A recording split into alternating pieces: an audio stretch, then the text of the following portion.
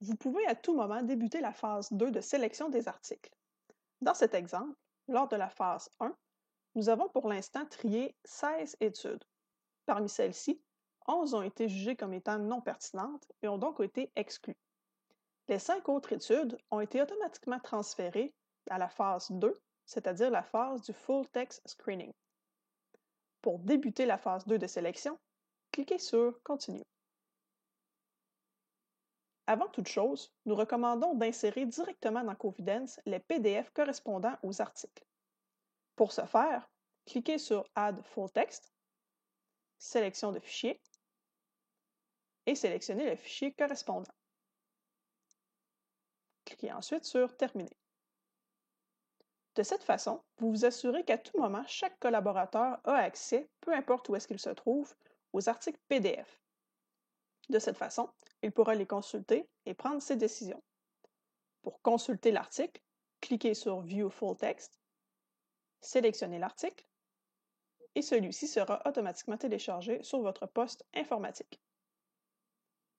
Tout comme à la phase 1, vous avez accès à des outils pour vous aider dans la sélection. Il s'agit de montrer les critères d'inclusion et d'exclusion des études et de cacher ou de montrer les highlights qui sont des mots-clés. Une fois que votre décision est prise, vous devez l'indiquer à Covidence. Pour inclure de façon définitive un article dans votre revue systématique, cliquez sur Inclure.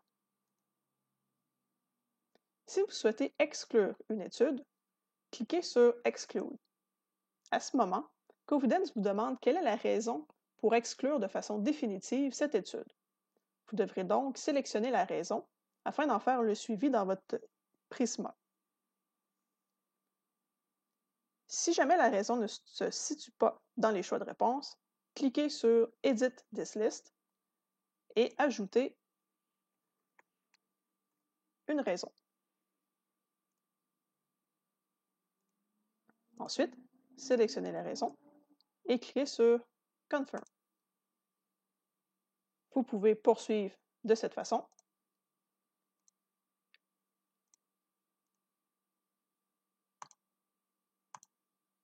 Et voilà. Nous avions pour cette revue systématique précisé que la sélection 2 devait être réalisée par 2 évaluateurs. Ici, nous pouvons voir la progression de la sélection.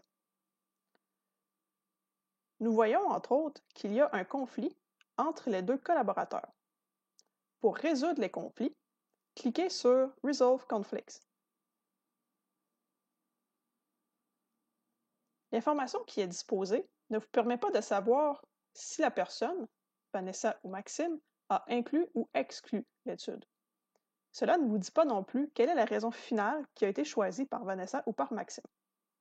Afin de prendre votre décision finale, nous vous invitons à consulter votre collaborateur et à débattre des raisons qui motivent votre choix. Lorsque la décision finale est prise et que vous êtes mutuellement d'accord, cliquez sur Inclure ou exclure, dépendamment de l'issue. Voilà, vous avez maintenant résolu le conflit. Tous les articles qui ont été inclus à la phase 2 de sélection se retrouveront maintenant à la phase 3, qui est l'extraction.